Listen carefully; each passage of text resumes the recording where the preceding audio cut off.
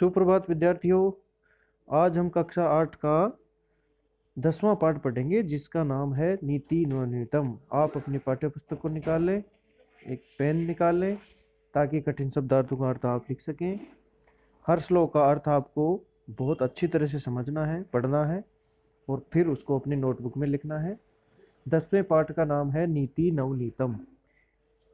नीति रूपी नवनीतम का मतलब होता है घी, मक्खन, यानी नीति रूपी घी, यानी नीति रूपी अच्छी बातें। प्रस्तुत पाठ मनुस्मृति के कतिपय श्लोकों का संकलन है जो सदाचार की दृष्टि से अत्यंत महत्वपूर्ण है। यह जो पाठ है वो मनुस्मृति से लिया गया है। ध्यान रखेंगे आप आगे, जिसमें सदाचार की दृष्टि से बहुत महत्वपूर्ण चीजें हैं। यहाँ माता पिता तथा गुरुजनों को आदर और सेवा से प्रसन्न करने वाले अभिवादनशील मनुष्य को मिलने वाले लाभ की चर्चा की गई है। इसके अतिरिक्त सुख दुख में समान रहना, अंतरात्मा को आनंदित करने वाले कार्य करना तथा इसके विपरीत कार्यों को त्यागना, सम्यक विचारोपरांत सत्य मार्ग का अनुसरण करते हुए कार्य करना आदि शिष्टाचारों का उल्लेख इसमें किया गया है। शिष्टाचार के बारे में हमें बताया गया है जिनको हमें अपने जीवन में अपनाना है। पहला श्लोक है अभिवादनशीलस्य नित्यं वृद्धोपसेविन चत्वारि तस्य वर्धन्ते आयुर्विद्या यशो बलम्।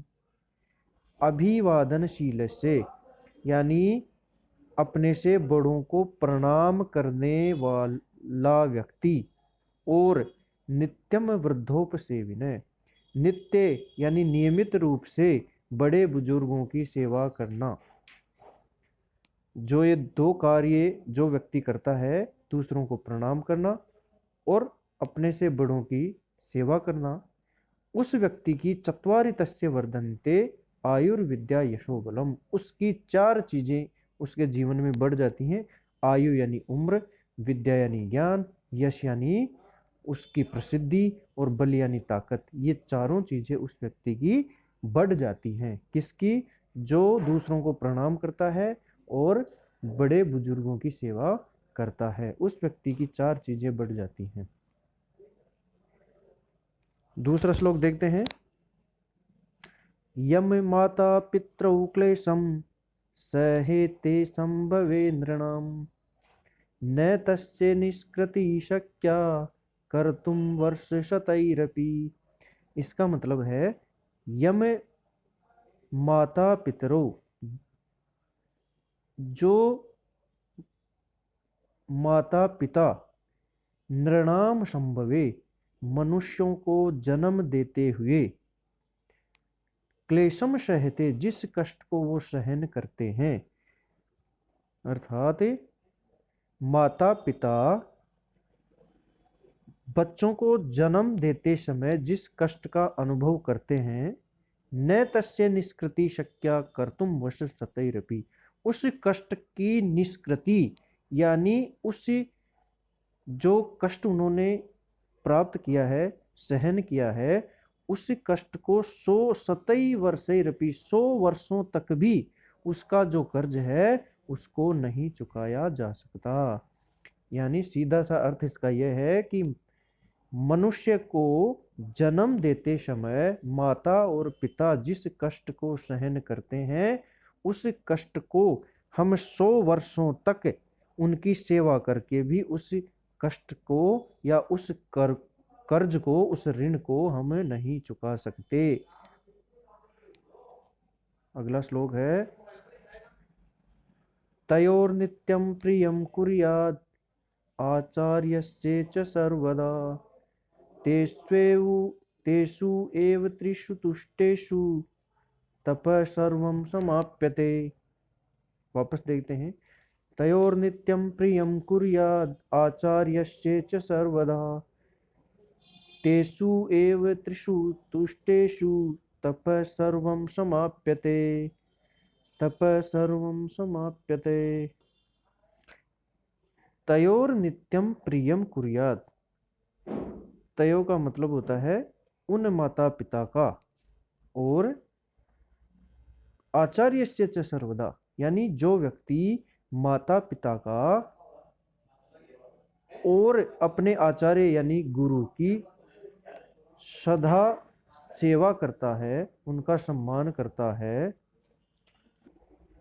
तयोर नित्यम प्रियम कुर्यात्, यानी माता पिता और अपने आचार्य का हमेशा सर्वदा यानी हमेशा प्रिय करना चाहिए, हमेशा उनकी सेवा करनी चाहिए। क्योंकि तेषु एव त्रिषु तुष्टेषु, क्योंकि उन तीनों के संतुष्ट हो जाने पर सर्वम तपः समाप्यते, मनुष्य के सभी तप पूर्ण हो जाते हैं। पुनः देखते हैं, तयोर नित्यम प्रियम कुर्यात्। तयोर नित्यम यानी माता पिता और आचार्य की हमें हमेशा सेवा करनी चाहिए। क्योंकि तेषु एव त्रिषु तुष्टेषु, क्योंकि उन तीनों के संतुष्ट हो जाने पर हमारे सर्वम तप, हमारी सभी तपस्याएं समाप्यते, पूर्ण हो जाती हैं, समाप्त हो जाती हैं। यानी उन तीनों के प्रसन्न हो जाने पर हमारे जो तप हैं वो पूर्ण हो जाते हैं। अगला श्लोक है, सर्वं परवशं दुःखं सर्वं आत्मवशं सुखम एतत् विद्यात् समासेन लक्षणं सुख दुःखयोः। इसका भावार्थ यह है, सर्वम परवशम दुखम, यानी सब कुछ, परवशम यानी दूसरे के वश में हो जाना ही दुख कहलाता है, और सर्वम आत्मवशम सुखम, सब कुछ अपने वश में हो जाना सुख होता है। एतत् विद्यात् समासेन लक्षणम सुख दुःखयोः। संक्षेप में यही सुख और दुख का लक्षण है। वापस देखते हैं, सर्वम परवशम दुखम, सब कुछ दूसरे के वश में हो जाना दुख होता है, उसको दुख कहते हैं। सर्वम आत्मसम, सब कुछ अपने वश में हो जाना सुख कहलाता है। एतत् विद्या समासेन लक्षणम सुख दुखियो, संक्षेप में सुख और दुख का यही लक्षण है। अगला श्लोक देखते हैं, यत् कर्म कुर्वतो यस्य स्यात् परितोषोऽन्तरात्मनः तत्प्रयत्नेन कुर्वीत विपरीतं तु वर्जयेत्।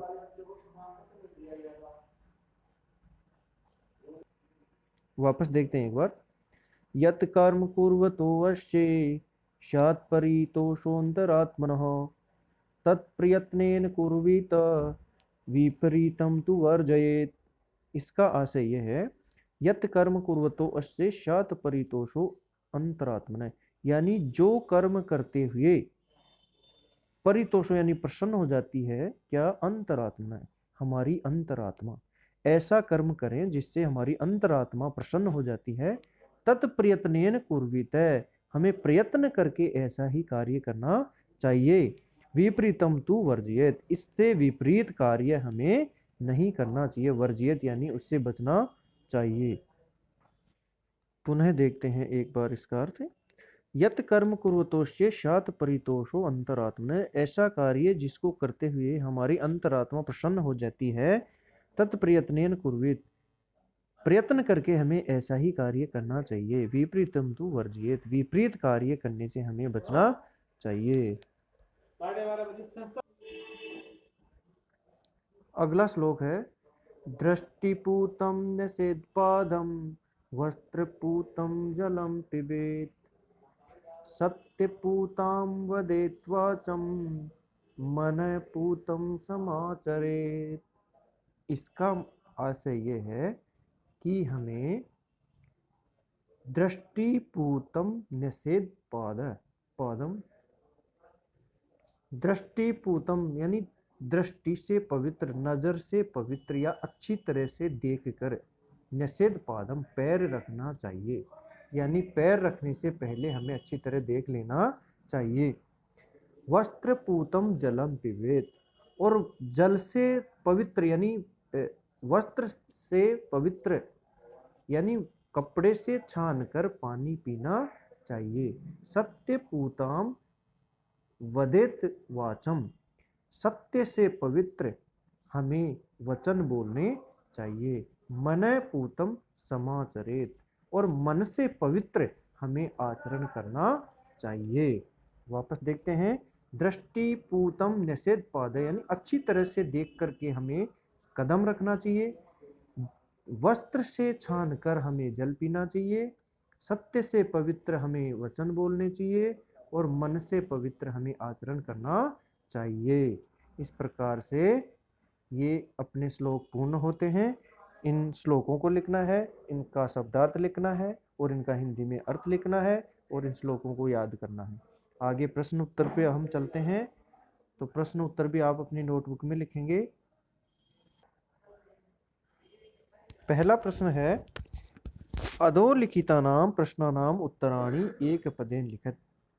नीचे लिखे हुए प्रश्नों के उत्तर एक पद में देने हैं। पहला है, नृणाम संभवे कौ क्लेशम संयते, यानी मनुष्य के जन्म के समय कौन कष्ट का अनुभव करते हैं, किसको कष्ट होता है। उत्तर आएगा माता पितरौ, माता पितरौ। दूसरा है, कीदृशम जलम पिबेत, कैसा जल पीना चाहिए। वस्त्र पूतम, वस्त्र से पवित्र यानी वस्त्र से छानकर, वस्त्र पूतम। अगला है,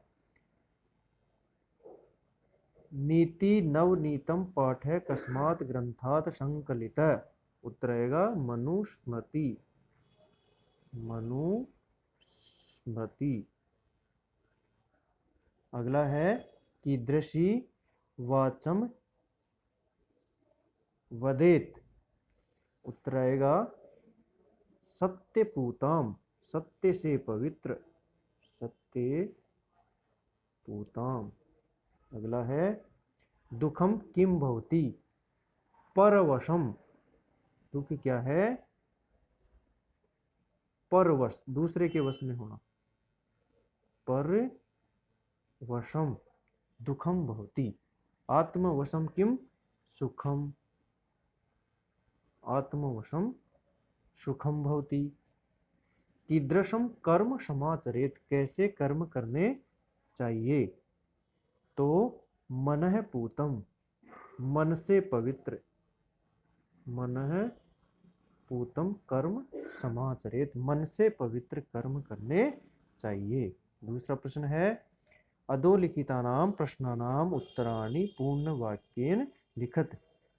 पाठेस्मिन् सुख दुखयो किम लक्षणम। तो इसका उत्तर है, पहले प्रश्न का उत्तर है, सुख और दुख का क्या लक्षण है। तो परवशम दुखम और आत्मवशम सुखम, यही लक्षण है। दूसरा है, वर्ष सतई अपि कस्य निष्कृति कर्तुम न शक्या, यानी वर्ष सतई अपि कस्य निष्कृति कर्तुम न शक्या, सैकड़ों वर्षों तक भी किसकी निष्कृति नहीं हो सकती।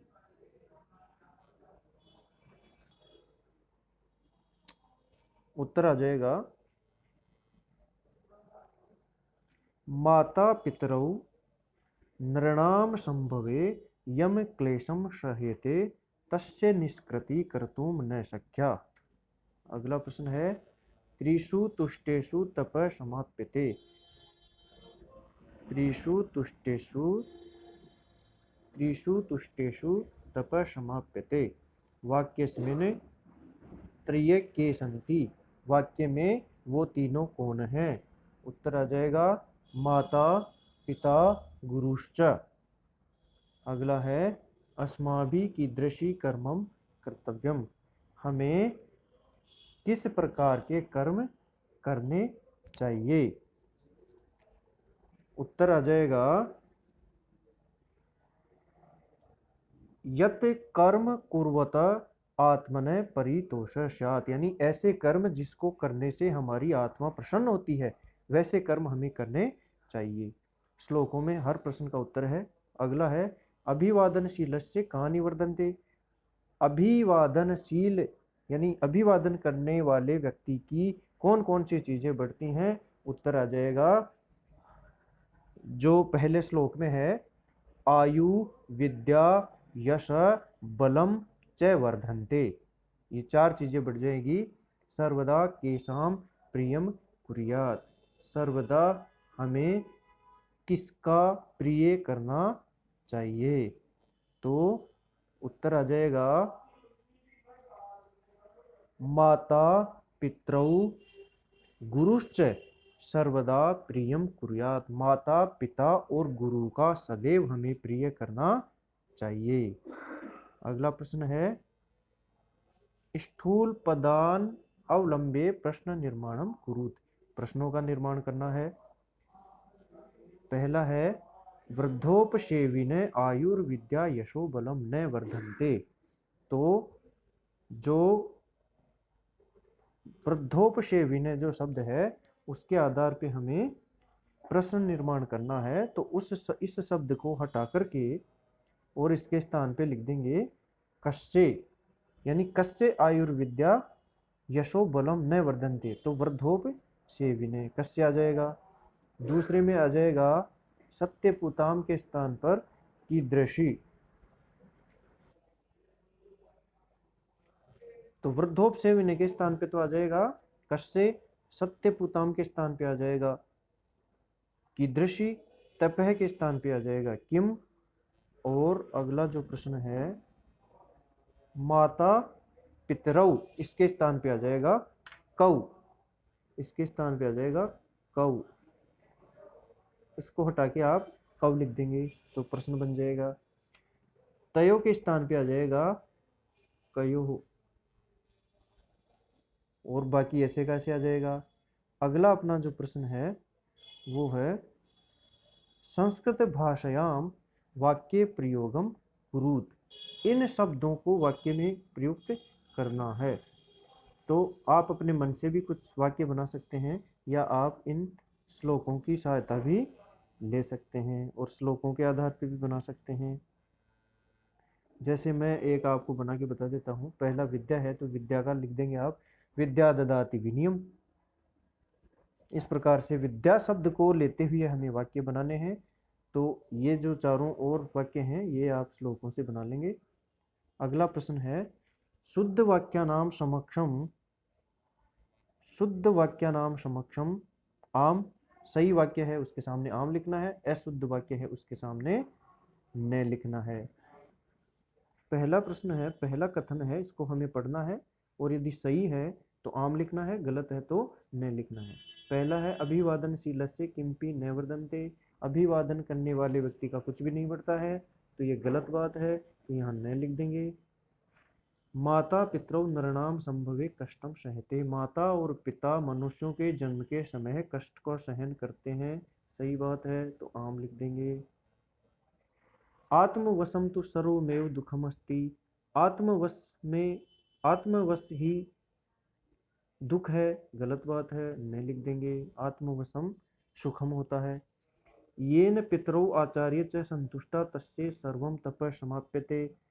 माता पिता और आचार्य के संतुष्ट होने पर सभी तप समाप्त हो जाते हैं, पूर्ण हो जाते हैं, सही बात है तो आम लिख देंगे। मनुष्य सदैव मनः पूतं समाचरेत, आम लिख देंगे, सही बात है। मनुष्य सदैव तदेव कर्म कुर्यात्, ये अंतरात्मा तुष्यते, आम, सही बात है, ये भी ठीक बात है। इसके बाद में अगला प्रश्न है समुचित पदेन रिक्त स्थानानि पूर्यत, यानी उचित पद से रिक्त स्थानों की पूर्ति करनी है। इनमें तीन शब्द दिए हुए हैं, तीनों शब्दों में से एक शुद्ध शब्द है जो इस रिक्त स्थान में बनना है। तो पहला है माता पितरौ तस्य तपस्य निष्कृति, इस रिक्त स्थान में आ जाएगा वर्ष शतैरपि। दूसरा है नित्यम वृद्धोपसेविने किम वर्धन्ते, चत्वारि वर्धन्ते। त्रिषु तुष्टेषु, इसमें आ जाएगा तपः सर्वं समाप्यते। एतत् विद्यात् समासेन लक्षणं सुख दुःखयोः। दृष्टिपूतं न्यसेत् पादम्। मनुष्ये माता पितरौ आचार्यस्य च सर्वदा प्रियम कुर्यात्, यानी इनका हमें प्रिय करना चाहिए। अगला है मंजुषात् चित्वा उचित अव्ययेन वाक्य पूर्तिम कुरुत। मंजूष बॉक्स से चुन करके उचित अव्यय से वाक्यों की पूर्ति करनी है। अगला अपना प्रश्न है, उसमें रिक्त स्थानों की पूर्ति करनी है। पहला है तयो प्रियम कुर्यात, इसमें आ जाएगा नित्यम। तयो नित्यम प्रियम कुर्यात। अगला प्रश्न है कर्म करिष्यसि, कर्म करिष्यसि तादृशम फलम प्राप्स्यसि, इसमें आ जाएगा यादृशम। इसमें आ जाएगा यादृशम, यादृशम। वर्षशतै रिक्त स्थान निष्कृति न कर्तुम शक्या, इसमें आ जाएगा अपि। फिर है तेषु त्रिषु तुष्टेषु तपः समाप्यते, इसमें आ जाएगा एव। यथा, इसमें आ जाएगा यथा राजा तथा प्रजा। यावत् सफल न भवति तावत् परिश्रमम कुरु, इसमें आ जाएगा तावत्। इस प्रकार से रिक्त स्थानों की पूर्ति करके और अपनी नोटबुक में इस कार्य को पूर्ण करना है। हिंदी अर्थ लिखना है, शब्दार्थ लिखने हैं, प्रश्नोत्तर करने हैं और इस चैप्टर को अच्छी तरह से याद करना है। और एक नए वीडियो के साथ में हम फिर से मिलेंगे। तब तक के लिए धन्यवाद। घर पर रहें, सुरक्षित रहें।